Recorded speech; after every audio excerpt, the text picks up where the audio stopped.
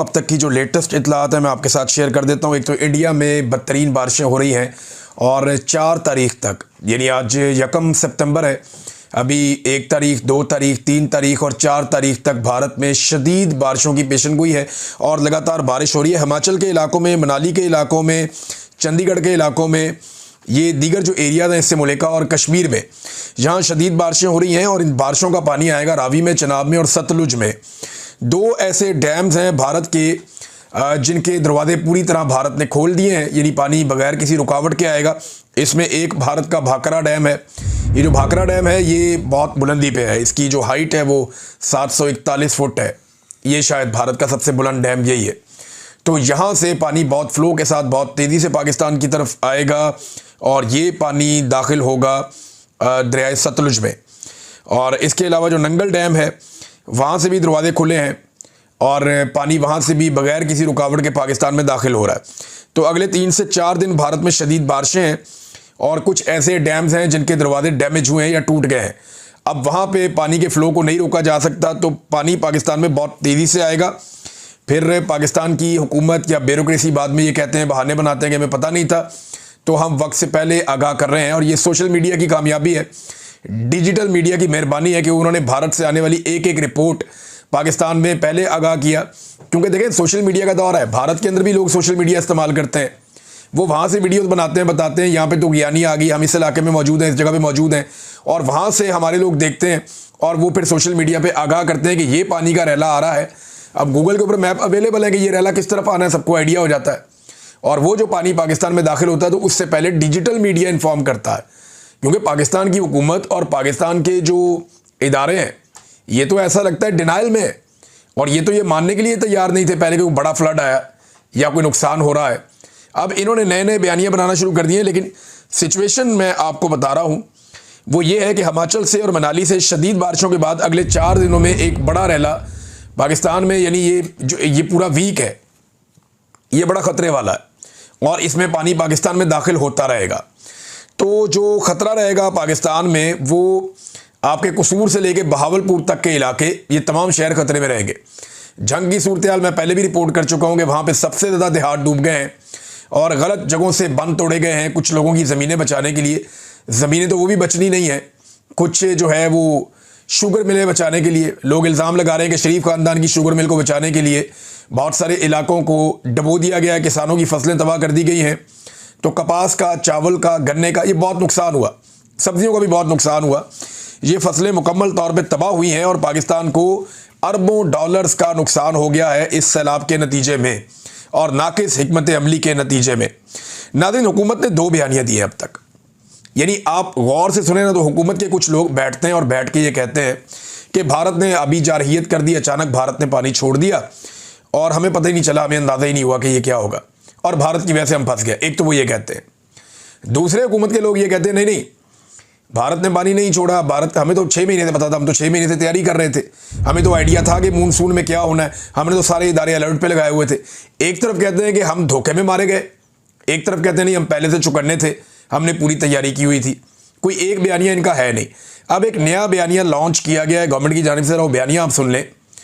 और ये अडयाला जेल भी जाते हैं सहाफ़ी जिन्होंने ये बयानिया लॉन्च किया है। दावा किया जा रहा है कि भारत का डैम भरने का डाटा वाज़े तौर पर बता रहा है कि भारत ने इंडस वाटर ट्रीटी की जो SOPs है उसकी वाज़े खिलाफ वर्जी की है और डैमों में गुंजाइश से ज़्यादा पानी ज़ख़ीरा करके पाकिस्तान की तरफ छोड़ा है और डैम भरने का डाटा पाकिस्तान से शेयर नहीं किया।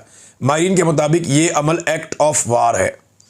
अब देखें, इसी एक छोटी सी 3 लाइनों का ट्वीट जो इनको लिख के दिया गया या इनको ये मिस इन्फॉर्मेशन दी गई, उसी में चंद सवालात पैदा हो जाते हैं ना।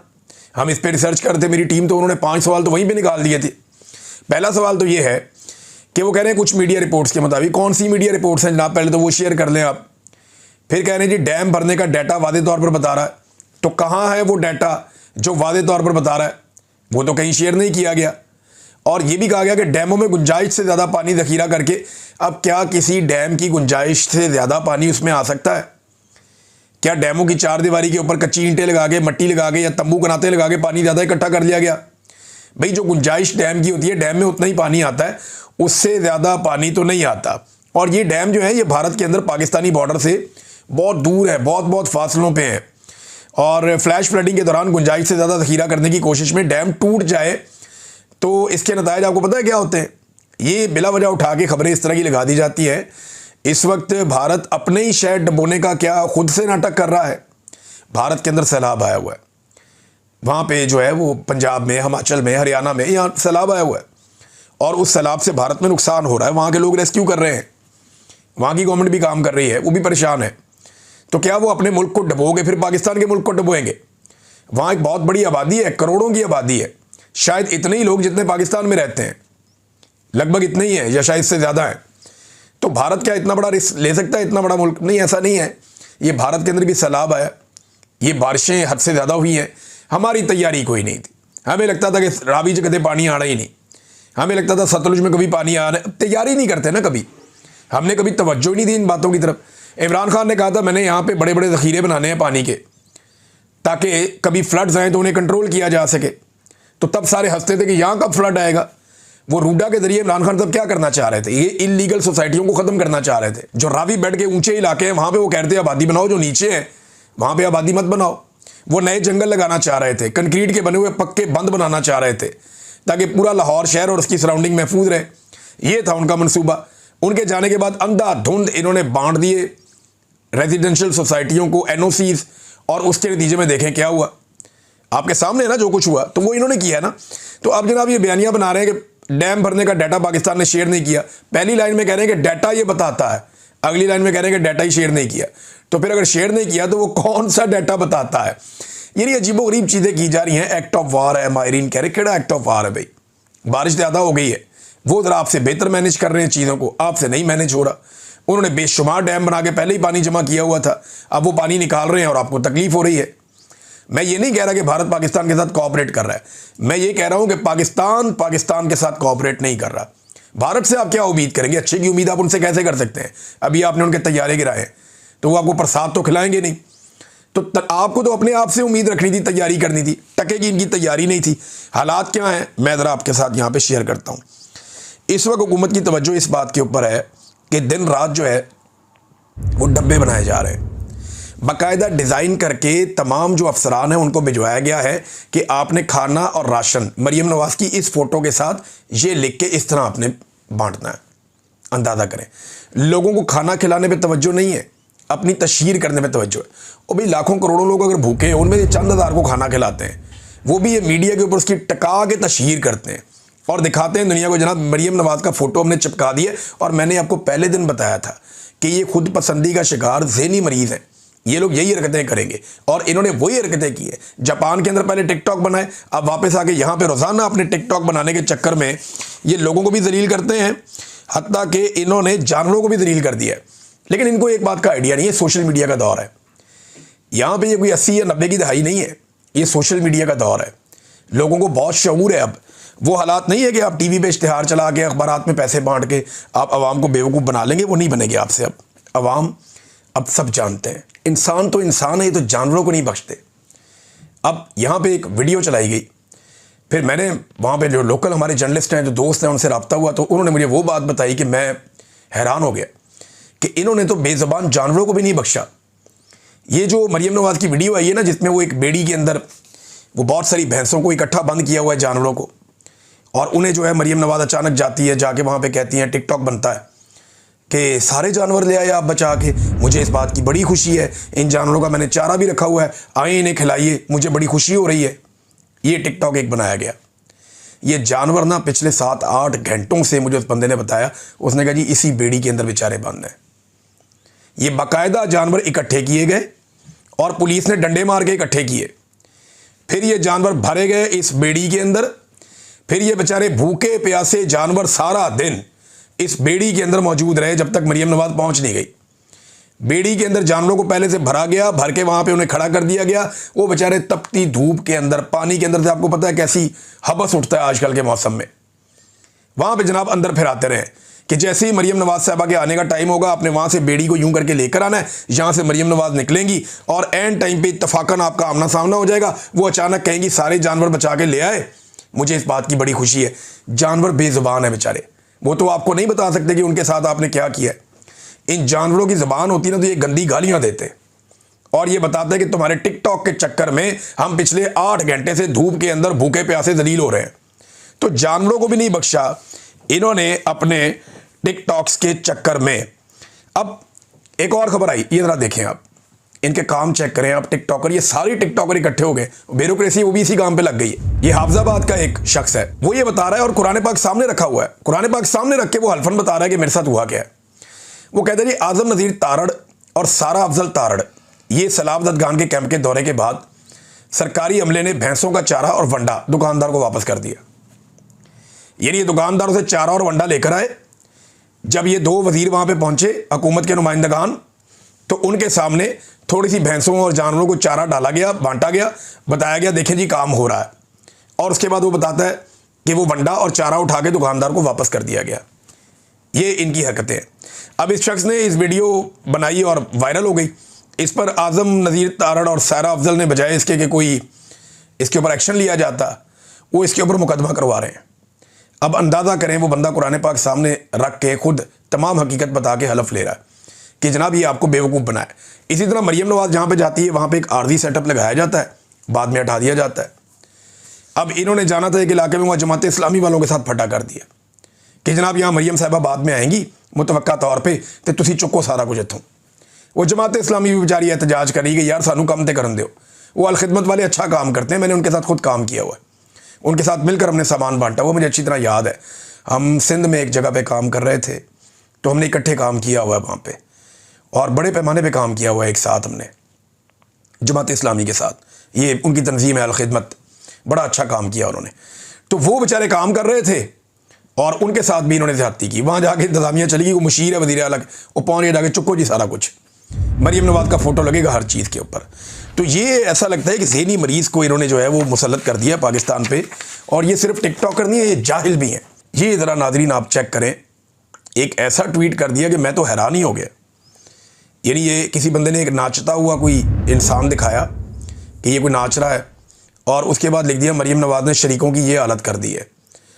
तो उसके ऊपर जो है मरियम नवाज़ ने इमोजीज़ लगा दिए हंसने वाले, इंजॉय करने वाले। और पाकिस्तान में सैलाब आ गया, पंजाब डूब रहा है, 20 लाख से ज़्यादा लोग बेघर हो गए हैं, 1 करोड़ के लोग करीब जो है मुतासर होने वाले हैं। तमाम बड़े ज़िलों के अंदर हालत ख़राब है, सूबे के अंदर फसलें डूब गई हैं, जानवरों की लाशें पानी में से निकल रही हैं, दर्जनों अफराद अब तक यहाँ पे जाँ बहक हो चुके हैं। 2 महीने के अंदर अब तक 1000 के करीब पाकिस्तान की हलाकतें पहुँचने लगी हैं, जो पूरे पाकिस्तान में सैलाब से हुई हैं। और ये औरत उस सैलाब को लेकर एक 3rd क्लास आदमी के ट्वीट के ऊपर, नाचने वाला बंदा उसने पता नहीं कोई लगाया हुआ अजीबोगरीब, उसके ऊपर ये इमोजीज़ बना के इंजॉय कर रही है। यार ये इनकी मेंटेलिटी है। ये जाहिल लाकर पाकिस्तान की मिलिट्री एस्टेब्लिशमेंट ने पाकिस्तान पे मुसल्लत किए हैं, जो लोगों की लाशों का मजाक उड़ाते हैं। मुझे अच्छी तरह याद है, मुझे इस वाक़े से, इस ट्वीट से एक ही चीज़ याद आई, एक ही चीज़ याद आई कि जब शहीद अरशद शरीफ शहीद हुए थे ना, जिस दिन, उस दिन बाप बेटी ने केक काटा था। मैं वो वीडियो भूलता ही नहीं आज तक। 2 चीज़ें मैं कभी नहीं भूलूंगा, ये बाप बेटी वहाँ पे केक काट रहे थे जब पाकिस्तान का बेटा शहीद हुआ था, जिससे पूरा पाकिस्तान प्यार करता था।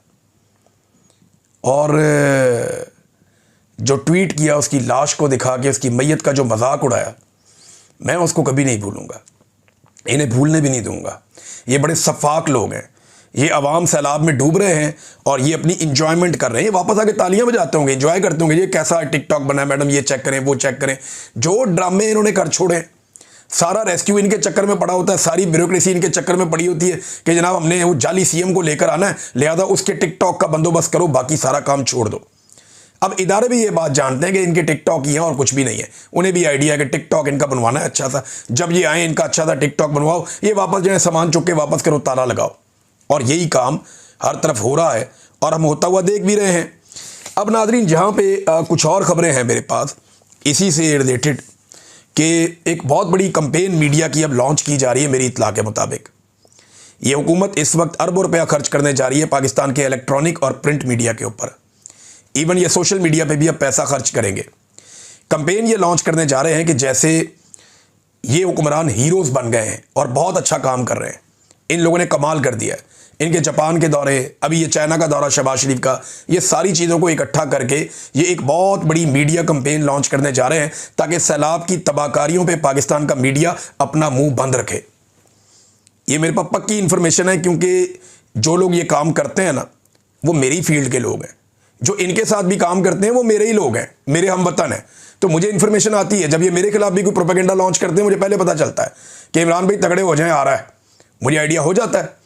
तो अब मुझे ये पता चला है कि ये एक बहुत बड़ी मीडिया कैंपेन लॉन्च करने जा रहे हैं। इसके बारे में और सहाफ़ियों ने भी रिपोर्ट कर दिया है, कुछ आने वाले दिनों में रिपोर्ट हो जाएगा।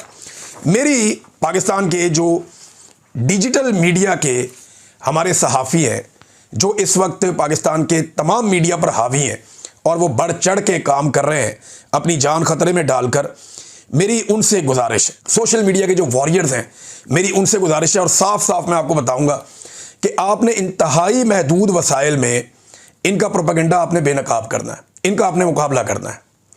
अगर इनके पास पैसा है तो हमारे पास क्या है? Man power. इनके पास पैसा है, हमारे पास मैन पावर है। ये लालच के जरिए काम करते हैं, हम हिम्मत के जरिए काम करते हैं और हक के लिए काम करते हैं। इनके पास ताकत है तो हमारे पास दिमाग है, इनके पास वसाइल हैं तो हमारे पास आइडियाज़ हैं, इनके पास हुकूमत है तो हमारे पास जुल्म का सामना करती हुई आवाम है बहुत बड़ी तादाद में, इनके पास प्रोपेगेंडा है तो हमारे पास हक़ाइक़ और सच्चाई है।